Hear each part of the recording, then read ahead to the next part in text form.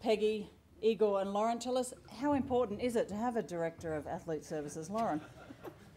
Yeah, it's really important. She kind of keeps us all sane in the village and coordinates everything for us, so it kind of brings a little bit of home to where we are. Good stuff. Igor, this will be your first Olympics. Do you know what a Director of Athlete Services does? Not really, no. In that case, you're about to find out. Peggy, both with the US and with Australia, how important is these sort of liaison roles for the team?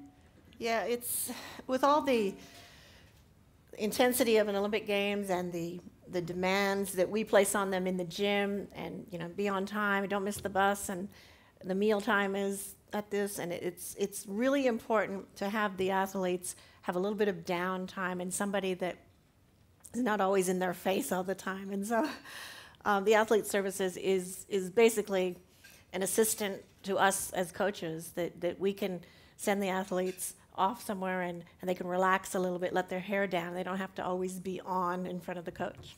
You've made Danielle sound like the babysitter. So Danielle Woodward, we've heard that not only do you perform a very important role, but you're in charge of the welfare and perhaps the mental welfare of these athletes. Earlier this evening we saw the video that will be used during the induction of the athletes in London. Can you explain a bit more about this induction ceremony and why it's important for the athletes?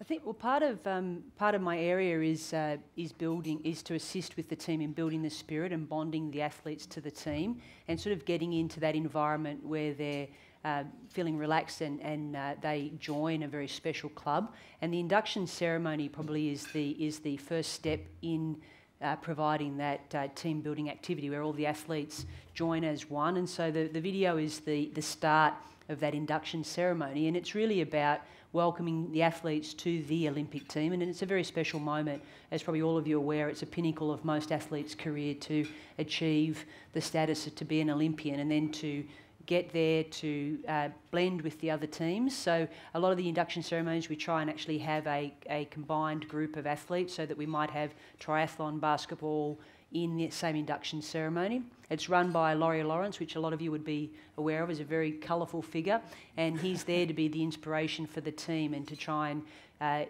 inspire in them what it means to be an Olympian, and I suppose it's that 1% that we're looking for in order to give them that basis that they belong to a very special group, to then inspire them into what it is that they're about to embark on for the next month. I think colourful figure is probably a very good way to describe Laurie Lawrence. Do you have any details on what he's got in store?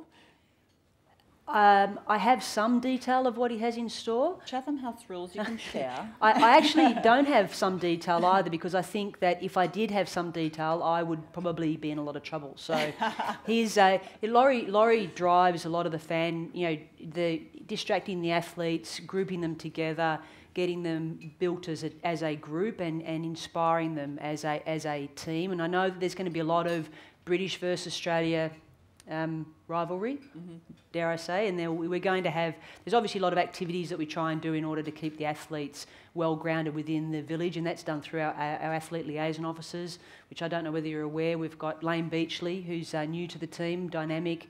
We've got our old stalwarts Steve Waugh and John Eales, and we've got Kieran Perkins as well, and they make up a very special team, and they are there purpose-built to ensure the athletes have a very good environment, a grounded environment and an Australian environment.